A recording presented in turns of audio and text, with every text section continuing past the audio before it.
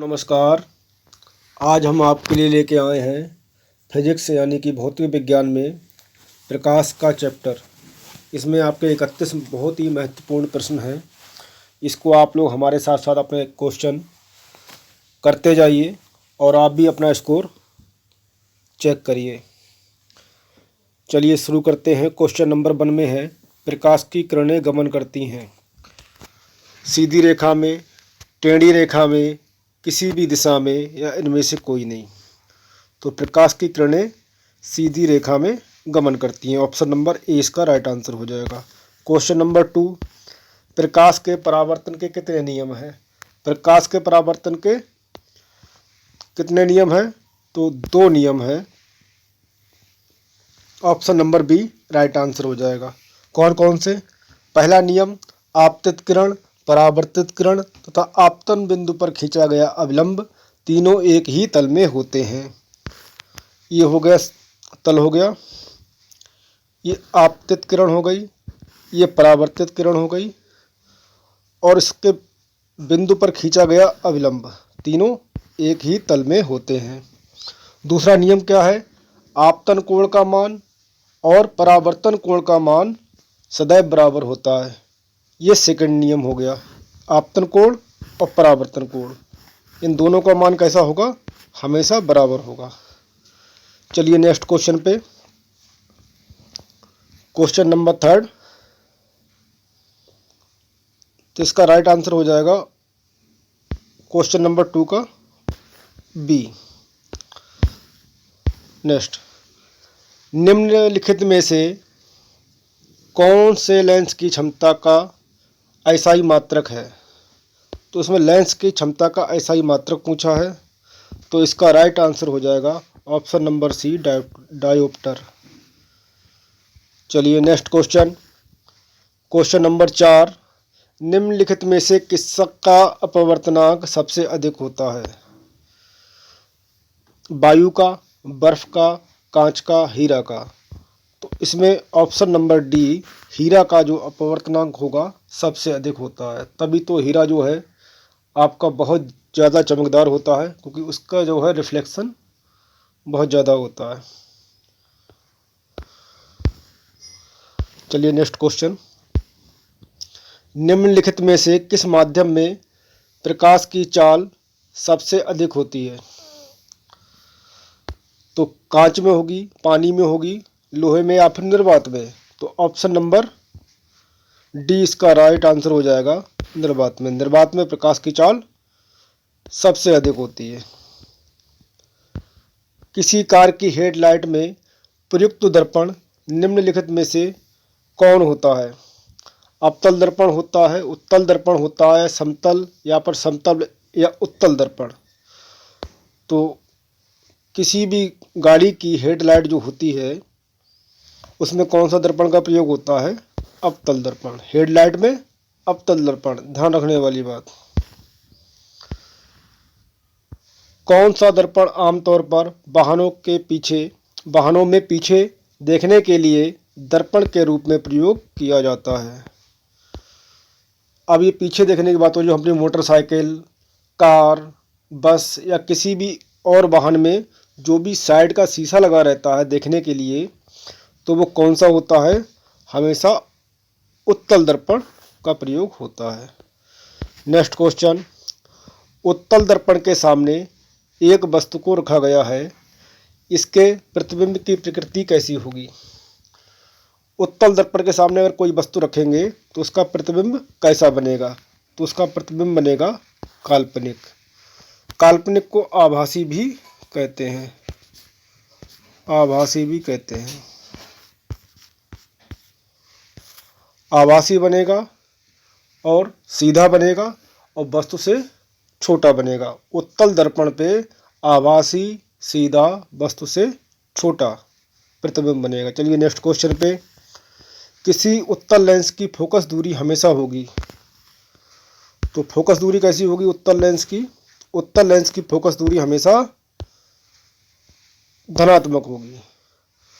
और पूछ लिया अवतल लेंस, तो अवतल लेंस की फोकस दूरी हमेशा कैसी होगी? हमेशा ऋणात्मक होगी। ठीक है, चलिए नेक्स्ट क्वेश्चन।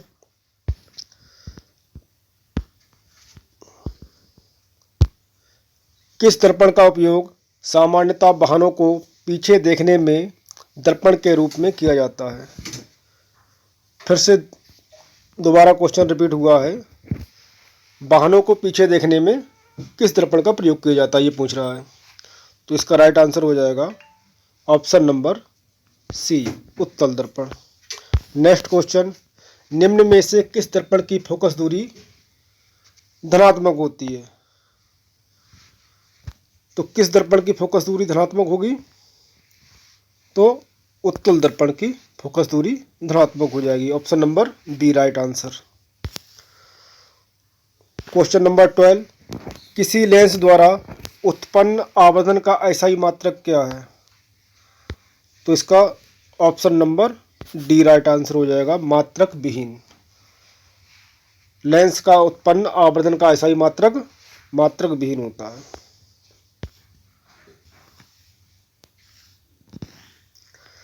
निम्नलिखित में से किस लेंस की फोकस दूरी धनात्मक होती है? तो इसमें और भी ऑप्शन देख लेते हैं। समतल, अवतल लेंस, उत्तल लेंस, समतल अवतल लेंस या इनमें से कोई नहीं। तो इसका राइट आंसर हो जाएगा उत्तल लेंस। ठीक है, लेंस की जो फोकस दूरी होगी वो अवतल लेंस और अवतल दर्पण, उत्तल लेंस और उत्तल दर्पण एक जैसी समान होगी। फोकस दूरी धनात्मक और ऋणात्मक जैसी लेंस में होगी वैसी ही दर्पण में होगी। चलिए, निर्वात में प्रकाश की चाल है।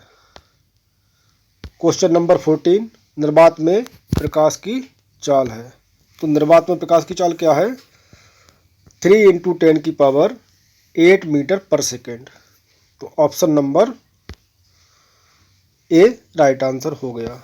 चलिए, अगर मीटर सेकंड में ना दी हो तो इसमें आप लोग क्या करोगे? तो मीटर सेकंड में ना हो तो 3 × 10⁻10 सेंटीमीटर पर सेकेंड आ जाएगा। ठीक है, ये हो जाएगा। अगर सेंटीमीटर में दी होगी तब।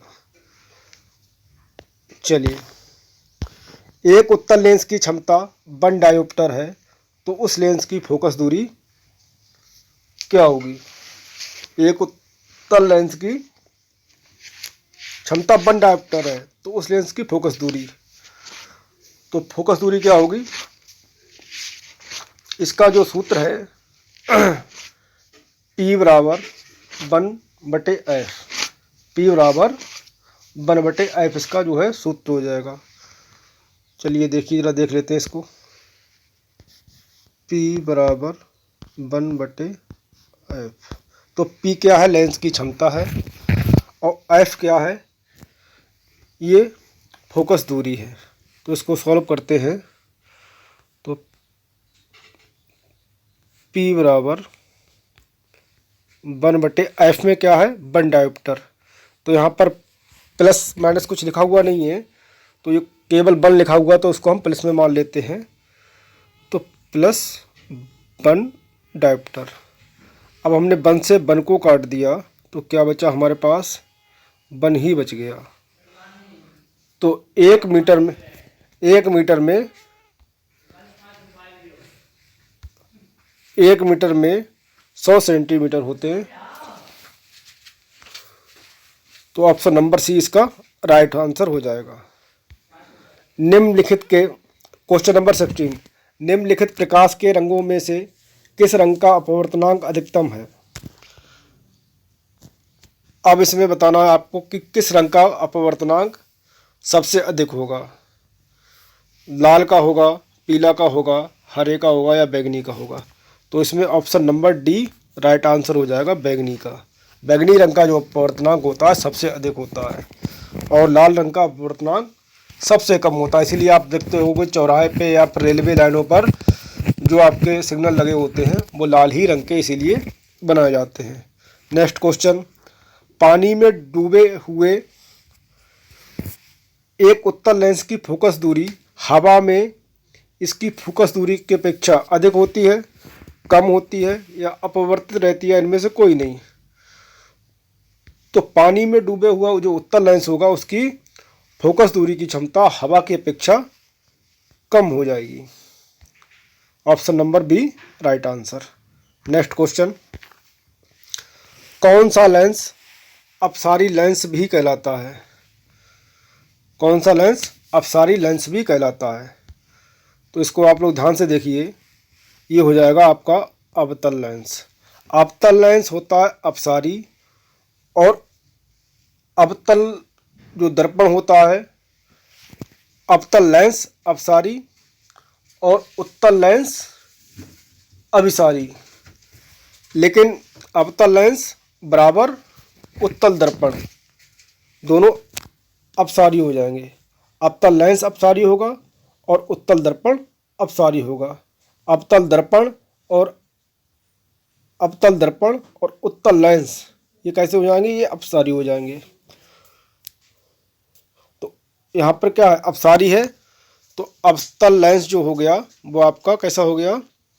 अपसारी हो गया। अवतल लेंस अपसारी और उत्तल दर्पण अपसारी, ठीक उल्टे होते हैं एक दूसरे के। चलिए नेक्स्ट क्वेश्चन, दंत विशेषज्ञ किस दर्पण का उपयोग मरीजों के दांतों का बड़ा प्रतिबिंब देखने के लिए करता है? तो दंत चिकित्सक होता है डेंटल, वो हमेशा अवतल दर्पण का प्रयोग करता है जिससे कि बड़ा देखा जा सके। नेक्स्ट क्वेश्चन, गोलीय दर्पण के परावर्तक पृष्ठ की वृत्ताकार सीमा का व्यास कहलाता है? तो इसका राइट आंसर हो जाएगा ऑप्शन नंबर डी, गोलीय दर्पण का द्वारक। नेक्स्ट क्वेश्चन, यदि किसी बिंब का प्रतिबिंब का आवर्धन ऋणात्मक है तो उस प्रतिबिंब की प्रकृति क्या होगी? किसी प्रतिबिंब, यहाँ पर दर्पण की बात हो रही है, किसी बिंब का प्रतिबिंब आवर्धन ऋणात्मक है तो उस प्रतिबिंब की प्रकृति क्या होगी? तो उस प्रतिबिंब की प्रकृति हो जाएगी वास्तविक और उल्टा। ये किस पर बनेगा वास्तविक उल्टा? ये बनेगा अवतल दर्पण पे, और उत्तल दर्पण पे आभासी और सीधा बनता है और वस्तु से छोटा बनता है, और अवतल दर्पण पे वास्तविक उल्टा, वस्तु से छोटा, वस्तु के बराबर, वस्तु से बड़ा, आभासी, सीधा और वस्तु के बराबर। मतलब उस पर जो है अवतल दर्पण पे सभी शर्तें पूरी हो जाती हैं। जो उत्तल दर्पण पे बनेगा वो भी अवतल लेंस पे बन जाता है, जो समतल दर्पण पे बनेगा वो भी उत्तल लेंस पे, अब वो अवतल लेंस पे बन जाता है। लेकिन उत्तल लेंस पे केवल आभासी सीधा वस्तु से छोटा बनता है। तो यहाँ पर ऋणात्मक है तो ऋणात्मक का मतलब ये हो गया कि ये अवतल लेंस है। तो अवतल लेंस है तो यहाँ पर वास्तविक और उल्टा प्रतिबिंब बनेगा। तो ऑप्शन नंबर ए इसका राइट आंसर हो गया। किसी शब्दकोश के छोटे अक्षरों को पढ़ने के लिए निम्नलिखित में से कौन सा लेंस पसंद करेंगे? यानी कि कुछ भी किताब वगैरह पढ़ने के लिए अगर आप लेंस का प्रयोग करना चाह रहे हैं तो किसका प्रयोग करेंगे? तो इसका सीधे उत्तर देख लेते हैं। तो इसका सही उत्तर हो जाएगा 5 सेंटीमीटर फोकस दूरी का उत्तल लेंस। हम भी अगर कोई चश्मा बनवाते हैं कि किसी किताब को पढ़ने के लिए, पास की चीज़ देखने के लिए, तो हमेशा उत्तल लेंस का ही हमारा चश्मा बनता है। चलिए next question, question number 23, lens की क्षमता का अस्थायी मात्रक है। लेंस की क्षमता का अस्थायी मात्रक तो m-1 या फिर हो जाएगा डायोप्टर। पीछे वाले क्वेश्चन में आपका डायोप्टर ही आया था। अगर डायोप्टर ऑप्शन में ना हो तो आपका ए भी दे सकता है m-1। तो लेंस की क्षमता का अस्थायी मात्रक m-1 भी हो जाएगा। नेक्स्ट क्वेश्चन, प्रतिबिंब का आकार हमेशा वस्तु के बराबर है तो दर्पण होगा। अगर प्रतिबिंब का आकार हमेशा वस्तु के, हमेशा की बात हो रही है इसमें, ये ध्यान रखने वाली बात है। अवतल दर्पण पे भी वस्तु के बराबर बन जाता है, लेकिन हमेशा वस्तु के बराबर जो होता है वो समतल दर्पण पे ही बनेगा। तो ऑप्शन नंबर सी इसका राइट आंसर हो गया। नेक्स्ट क्वेश्चन, लेंस में मुख्य फोकस की संख्या होती है। अब लेंस में पूछा है, ये दर्पण नहीं है, यानी कि लेंस में मुख्य फोकस की संख्या कितनी होती है? 2। लेंस में फोकस 2 बनते हैं और दर्पण में फोकस 1 ही बनता है। इसको नोट करने वाली बात है, इसको ध्यान रखना। नेक्स्ट क्वेश्चन, सर्च लाइट का परावर्तक सतह होता है, जो आपकी टार्च होती है या फिर हेडलाइट होती है, उसका जो परावर्तक सतह होती है वो कैसी होती है? और भी ऑप्शन देख लेते हैं, उत्तल, अवतल, समतल या कोई नहीं। तो सर्च लाइट की जो परावर्तक सतह होती है वो हमेशा अवतल दर्पण होती है। क्या होता है उसमें? अवतल दर्पण की होती है। ठीक है, तभी तो उसका प्रकाश जो होता है वो छोटी सी फोकस काफ़ी जगह को घेर लेती है प्रकाश की। ठीक है, और गाड़ी के साइड वाले शीशे में कौन सा दर्पण होता है? तो उसमें होता है उत्तल दर्पण, और सर्च लाइट में अवतल दर्पण। चलिए नेक्स्ट क्वेश्चन पे चलते हैं। क्वेश्चन नंबर 27, परावर्तन के नियम से निर्धारित होता है। तो परावर्तन के नियम से निर्धारित क्या होता है? आपतन कोण और परावर्तन कोण का मान हमेशा बराबर होता है। हमने आपको बताया था परावर्तन कोण के 2 नियम होते हैं। दूसरे नियम में बताया था आपतन कोण और परावर्तन कोण का मान हमेशा बराबर होता है।